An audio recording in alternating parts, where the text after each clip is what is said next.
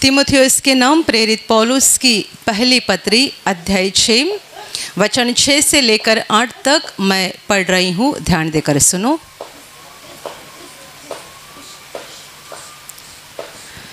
पर संतोष सहित भक्ति बड़ी कमाई है, क्योंकि न हम जगत में कुछ लाए हैं और न कुछ ले जा सकते हैं। यदि हमारे पास खाने और पहनने को हो तो इन्हीं पर संतोष करना चाहिए। Hallelujah, hallelujah, hallelujah, hallelujah, hallelujah, hallelujah. मेरे प्यारे भाइयों और बहनों, परमेश्वर का वचन हमें सिखा रहा है, संतोष सहित भक्ति बड़ी कमाई है, क्योंकि हमने न जगत में कुछ लाया है और न कुछ ले जा सकते हैं। यदि हमारे पास खाने के लिए और पहनने के लिए हो तो इन्हीं पर संतोष करना चाहिए। Hallelujah, hallelujah, hallelujah, hallelujah, hallelujah. मेरे प्यारे भाइयों और बहनों, मनुष्य के लिए इस धरती पर सबसे आनंद का क्षण, महत्वपूर्ण क्षण ये होता है जब उसकी आत्मा परमेश्वर की आत्मा से जुड़ जाती है। यानी इस धरती पर होकर भी उसकी आत्मा स्वर्ग के साथ जुड़ जाती है, तब वह उसके पूरे जिंदगी का एक बड़ा खुशी का पल होता है। हालेलुया।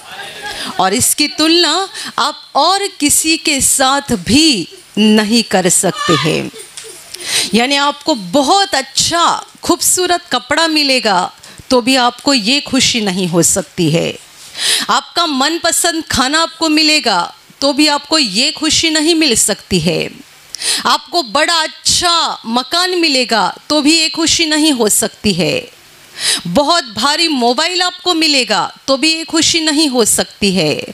और भारी गाड़ी मिलने के बाद भी ये खुशी नहीं मिल सकती है जो हमारा आत्मा परमेश्वर की आत्मा से जुड़ जाने के बाद हमें मिल जाती है।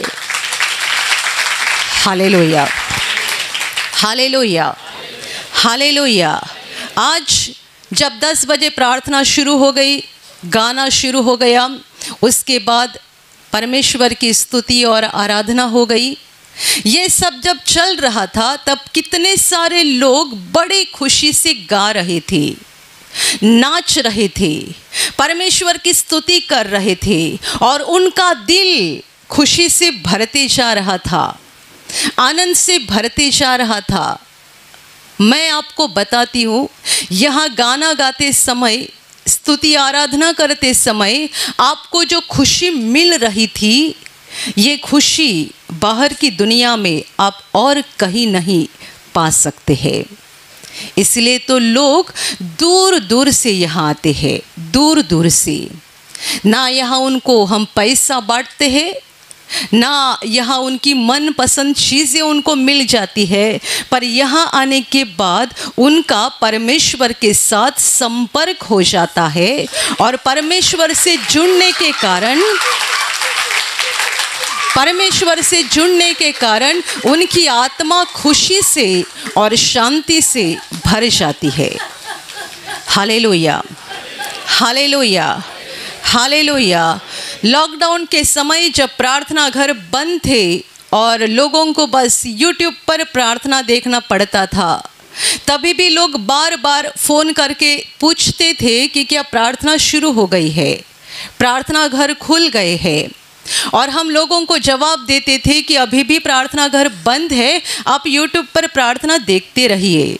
तभी लोग बोलते थे वो तो हम कर ही रहे हैं, पर हमको प्रार्थना घर के अंदर आना है और परमेश्वर की मौजूदगी का एहसास करना है।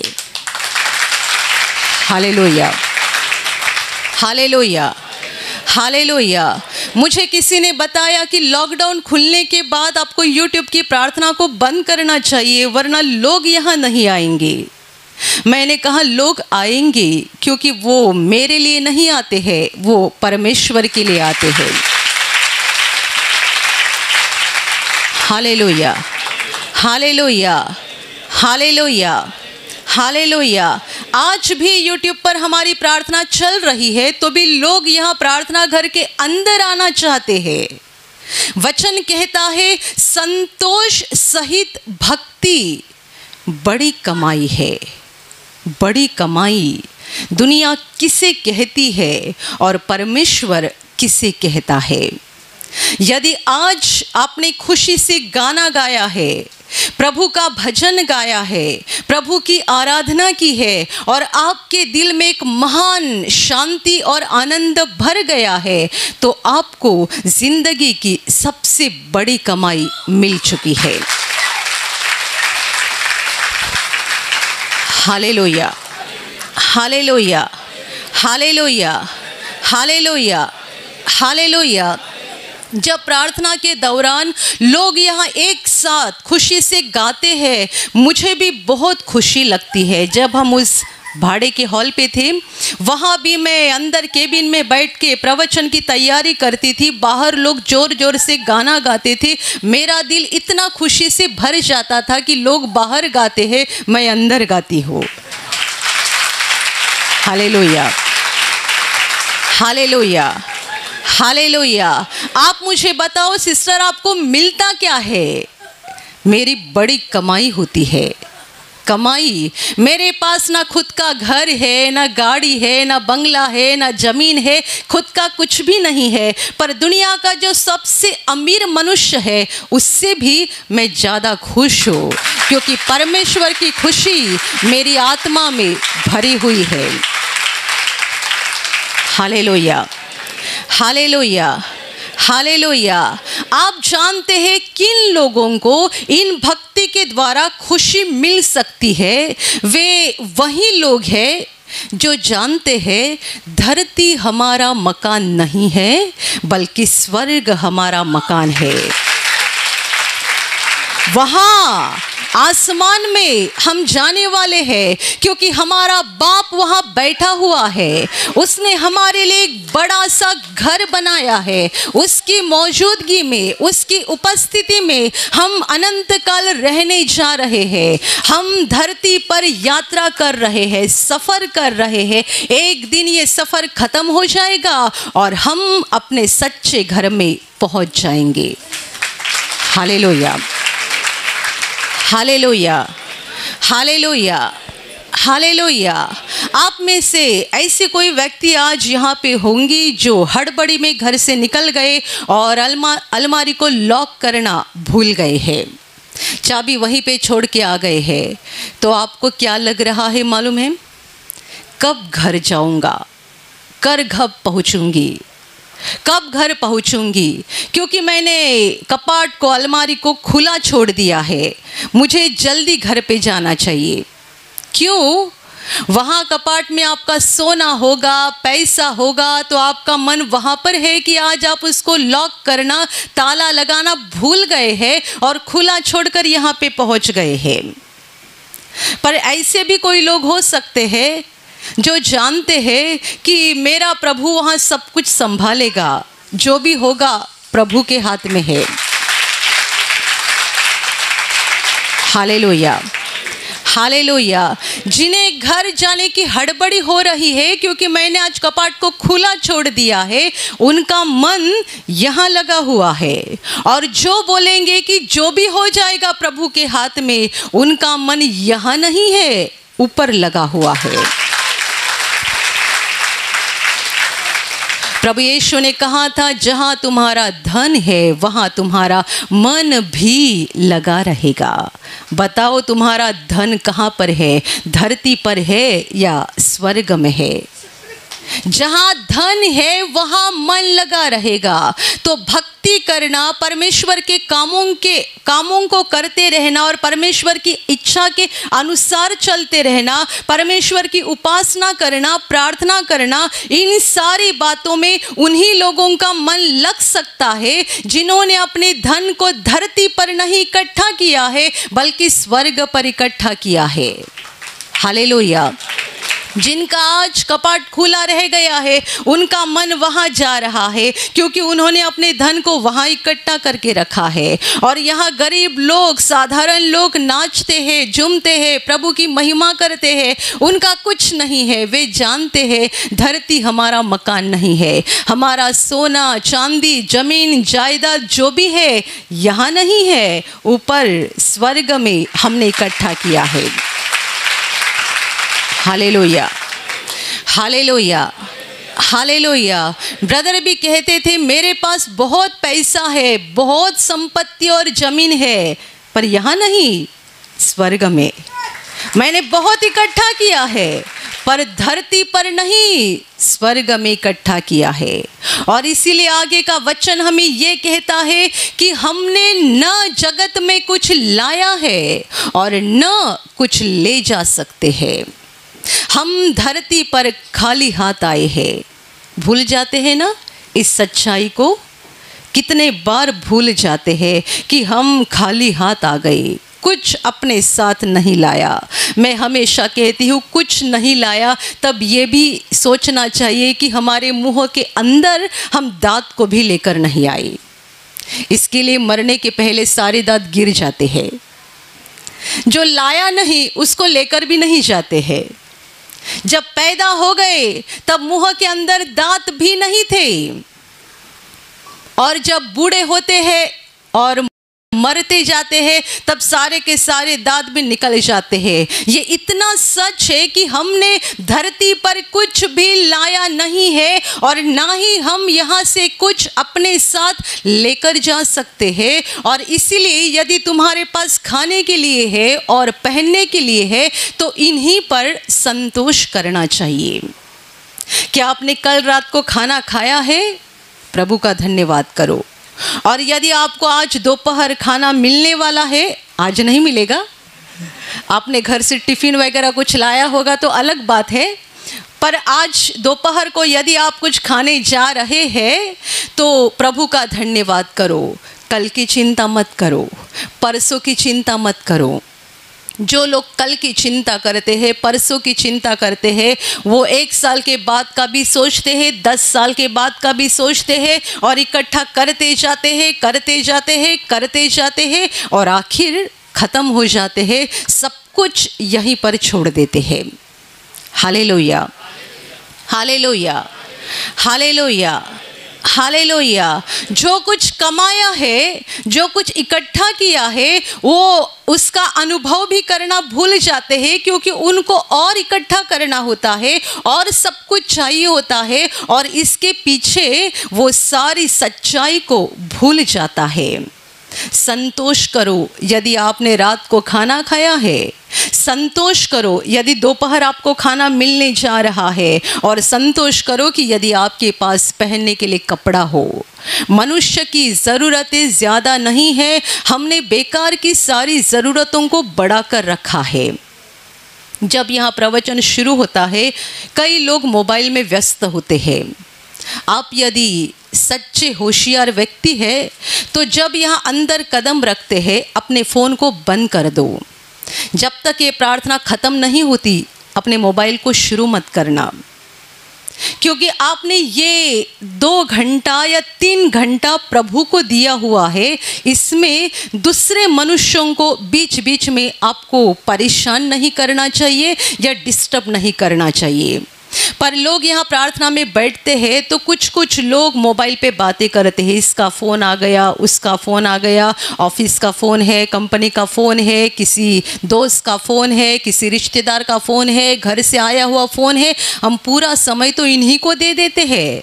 तो सप्ताह में 3 घंटा प्रभु के सामने आकर बैठते हैं तो भी मोबाइल में यदि व्यस्त हो जाते हैं तो हमारा दिल प्रभु की ओर कैसे लग सकता है? Hallelujah, hallelujah, hallelujah, hallelujah. हमें अपनी आत्मा को प्रभु के साथ मिलाना चाहिए, जुड़ जाना चाहिए। वचन कहता है कि संतोष सहित भक्ति बड़ी कमाई है। आप इन्हीं बातों पर संतोष करो कि आपके पास कपड़ा है और आपको खाने को मिल रहा है। बाकी बेकार की ज़रूरतों को बढ़ाओ मत कि ये भी ज़रूरी है और वो भी ज़रूरी है, ये भी चाहिए वो भी चाहिए। जो जो आपके लिए सच्चाई में ज़रूरी है वो सारी बातें परमेश्वर खुद आपको दे देगा। मैंने इस गवाही को कई बार बताया था और मुझे और कई बार बताना है परमेश्वर की महिमा के लिए कि जब पहला लॉकडाउन लग गया, प्रार्थना घर बंद हो गया, तब हमारे टीम के पास कुछ काम नहीं था, क्योंकि लॉकडाउन के पहले सारे दिन प्रार्थना के काम रहते थे, व्यस्त रहते थे। शुक्रवार, शनिवार, रविवार तीनों दिन प्रार्थना होती थी। सोमवार, मंगलवार निवासी शिविर होता था। तो बचे 2 ही दिन, बुधवार और गुरुवार, उस 2 दिन में हमें बहुत सारा काम करना पड़ता था। तो सप्ताह का एक भी दिन किसी को आराम नहीं मिलता था। जब लॉकडाउन लग गया, प्रार्थना ही बंद हो गई, तो काम कहाँ का आएगा। मुझे पूछा गया कि सारी टीम खाली बैठी हुई है, किसी को कुछ काम नहीं है, क्या करे। थोड़े बहुत भाई बहनों को काम था जो यूट्यूब पर डालने के लिए प्रार्थना बना रहे थे या कोई फ़ोन उठा रहे थे लोगों को, उनको ही काम था, बाकी किसी को कुछ काम नहीं था। जब मुझे पूछा गया, मैंने कहा ये बहुत अच्छा मौका है परमेश्वर के साथ बिताने के लिए। कुछ काम नहीं है तो अभी प्रार्थना करना शुरू करो। पहले हम लोगों के सामने खड़े होकर प्रार्थना करते थे, अभी हम खुद वहाँ उसी जगह पे बैठ के प्रार्थना करेंगे। आप जानते हैं पूरे लॉकडाउन में दिन भर प्रार्थना घर में प्रार्थना चलती रहती थी। दिन भर सुबह उठे आधे घंटे की प्रार्थना, उसके बाद चाय नाश्ता हो गया 2 घंटे की प्रार्थना, उसके बाद थोड़ा बहुत कुछ काम हो गया, थोड़ा काम तो रहता है ना, खाना बनाना, कपड़ा धोना, बर्तन मांजना, हो गया, वापस बैठो प्रार्थना के लिए। लगातार 2-2 घंटे, 3-3 घंटे, दिन भर में 7 से 8 घंटा प्रार्थना होती थी लगातार। बीच बीच में 1-2 घंटा फ्री रहता था, थोड़े बहुत जो काम रहते वो करने के लिए, बाद में फिर से प्रार्थना शुरू होती थी। पूरा पहला लॉकडाउन जितने महीने चलते रहा, उतने सारे महीने तक आशीष प्रार्थना घर की टीम पूरे दिन में 7-7, 8-8 घंटा प्रार्थना करती थी इकट्ठे होकर। व्यक्तिगत प्रार्थना अलग है, इकट्ठे होकर प्रार्थना करते थे। और मुझे लगता है 8-10 महीने का वो समय था, प्रभु ने हमें किसी चीज़ की, किसी बातों की घटी नहीं होने दी, क्योंकि वो ऐसा समय था, आप जानते पहला लॉकडाउन बहुत कड़क था, बाहर उतरना भी मना था, रास्ते पे जाना मना था। पर परमेश्वर ने ऐसा अनुग्रह किया कि कई सारे लोग प्रार्थना घर के सामने टेम्पो लेकर आते थे और कितना सारा अनाज, कितने सारे फल सब्जियां लेकर आते थे और ये बोलते थे कि हम सोच रहे हैं आप लोग क्या करते होंगे, हम तो बाहर की दुनिया में रहते, कुछ तो खाएंगे पिएंगे, आप क्या करेंगे, और इसीलिए हम लेकर आए हैं। पहली बार मुझे मालूम पड़ा कि हमारी परवाह करने वाले इतने सारे लोग बाहर बैठे हुए हैं।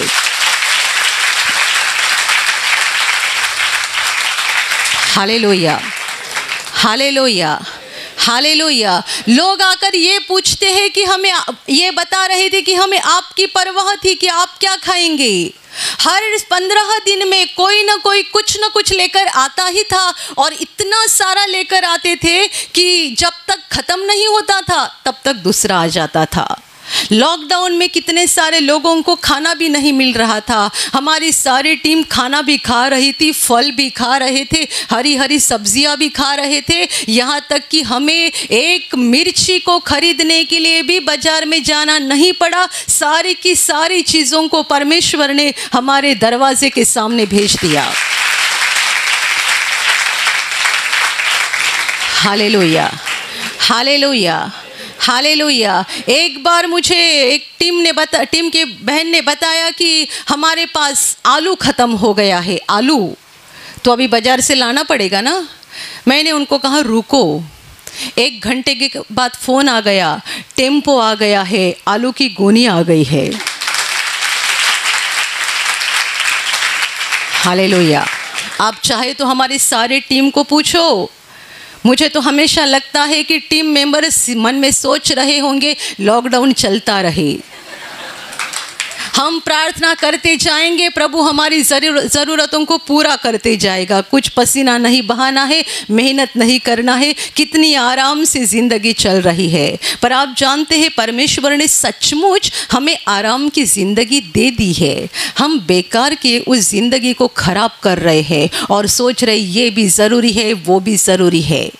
Hallelujah, hallelujah, hallelujah. ये परमेश्वर के विश्वास योग्यता की गवाही है कि वो विश्वास योग्य है और उस पर विश्वास करने वालों को वो कभी फंसाता नहीं है, कभी नहीं फंसाता है।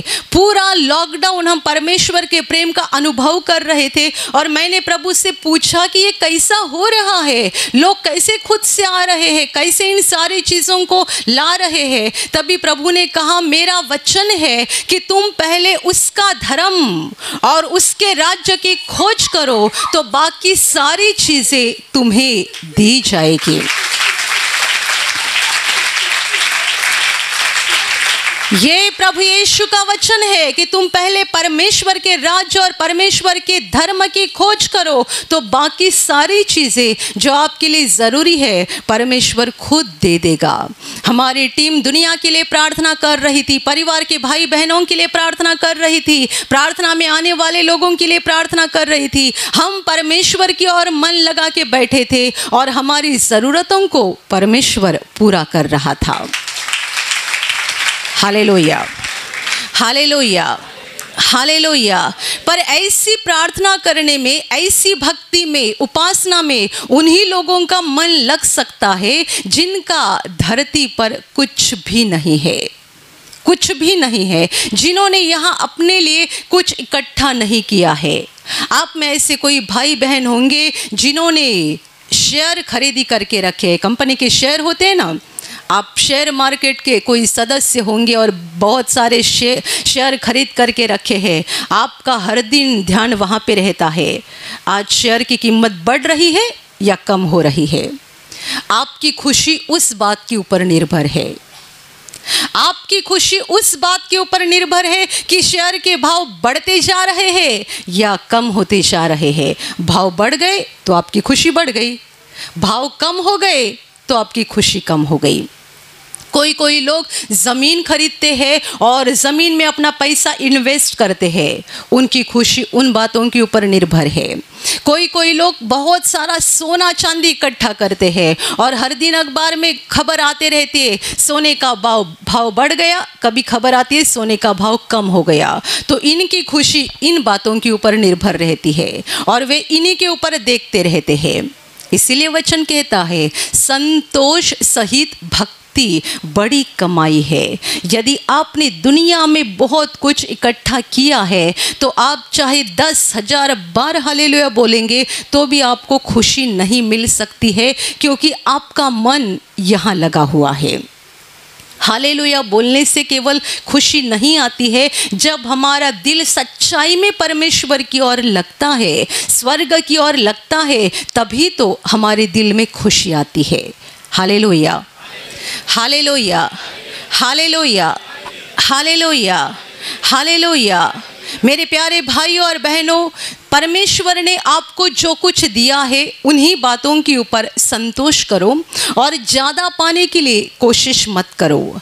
आपके लिए जो जो बातें ज़रूरी है परमेश्वर आपको सही समय पर दे देगा। पर हमारा फ़र्ज़ ये है कि हमें अपने दिल को, अपनी आत्मा को परमेश्वर की ओर लगाना चाहिए। Hallelujah, hallelujah. ये केवल प्रार्थना करते ही खुशी मिलती है ऐसी नहीं, बल्कि जितने सारे लोगों का दिल स्वर्ग की ओर लगा हुआ है वे हर दिन खुश होते हैं। जब सुबह उठते हैं, उनकी आंखें खुलती है, तब वे कहते हैं प्रभु तुझे धन्यवाद, रात को तूने मुझे संभाला, आज का नया दिन दिया, तुझे धन्यवाद। उन्हें इस बात की फिक्र नहीं है कि आज मेरा धंधा अच्छा हो जाएगा या नहीं, ये हो जाएगा नहीं, ये बातों की फिक्र नहीं है। प्रभु ने मुझे रात को संभाला, आज का नया दिन दे दिया, इसके लिए उनके दिल में खुशी है। जिनका दिल परमेश्वर की ओर लगा हुआ है और दुनिया में बहुत सारी बातों के पीछे वे पड़े नहीं हैं, वे ही परमेश्वर की खुशी को पा सकते हैं। व्यर्थ बातों में अपने मन को मत लगाओ। पूरी दुनिया व्यर्थ बातों में पड़ी हुई है, पूरी दुनिया व्यर्थ बातों में पड़ी हुई है और इसीलिए उनके जीवन में सच्ची खुशी नहीं आ रही है। हालेलुया। हमें हंसने के लिए और खुशी मनाने के लिए पैसे की ज़रूरत नहीं है, सोना चांदी की ज़रूरत नहीं है, अच्छा अच्छा खाना मिलने की ज़रूरत नहीं है। यहाँ तो हम आपको खाना भी नहीं दे रहे हैं तो भी लोग नाच रहे हैं, खुशी से परमेश्वर की स्तुति कर रहे हैं, क्योंकि यहाँ खुशी देने वाला, आनंद देने वाला, शांति देने वाला मनुष्य नहीं है, परमेश्वर है। Hallelujah, hallelujah, hallelujah, hallelujah, hallelujah. मेरे प्यारे भाइयों और बहनों, दुनिया की व्यर्थ बातों के पीछे मत पड़े रहो। ये चाहिए, वो चाहिए, इसकी ज़रूरत है, उसकी ज़रूरत है। वचन कहता है यदि आपके पास खाने के लिए हो और पहनने के लिए हो तो इन्हीं पर संतोष करो, इन्हीं पर संतोष करो। परमेश्वर हमसे प्रेम करता है, वो ना हमें छोड़ेगा, वो ना हमें त्यागेगा। जितने सारे लोग उसके ऊपर नेकी से, ईमानदारी से विश्वास कर बैठे हैं और विश्वास के रास्ते से आगे बढ़ रहे हैं, उनके आसपास परमेश्वर के स्वर्गदूत रहते हैं। परमेश्वर उन्हें संभालता है, परमेश्वर उनकी ज़रूरतों को पूरा करता है, परमेश्वर यहाँ उन्हें दुख में नहीं रहने देता है। और सबसे बड़ी बात, हमारे इसी विश्वास के कारण मरने के बाद हम अनंत जीवन में जाने वाले हैं। Hallelujah, hallelujah, hallelujah. ऐसे जियो कि जिस पल हमारा धरती का जीवन खत्म हो जाएगा, दूसरे ही पल हम स्वर्ग में पहुंच जाएंगे। इस सच्चाई को कभी मत भूलो कि हमें एक दिन दुनिया को छोड़ना है। मैंने देखा है कितने सारे लोग मौत को डरते हैं और किसी को नहीं डरते हैं। चोरी करते हुए नहीं डरते, दूसरों को फंसाते हुए नहीं डरते हैं, बुरा काम करते हुए नहीं डरते हैं, दूसरे मनुष्यों को भी नहीं डरते हैं। पर मौत को डरने वाले लोग दुनिया में बहुत हैं।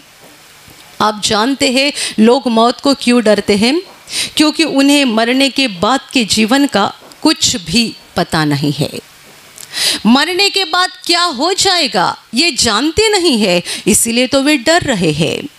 जिन्हें मरने के बाद के जीवन के बारे में मालूम है और उनको पूरा भरोसा हो गया है, यकीन हो गया है कि जब मेरा यहाँ का जीवन खत्म हो जाएगा, मैं स्वर्ग में जाने वाला हूँ, मैं स्वर्ग में जाने वाली हूँ। ऐसा भरोसा जिन जिन को हुआ है वे मौत को डरते नहीं है। वे हमेशा इस बात को तैयार रहते हैं, कभी भी मौत आ जाए, हम जिंदा रहे तो प्रभु के हैं और मर गए तो भी प्रभु के हैं।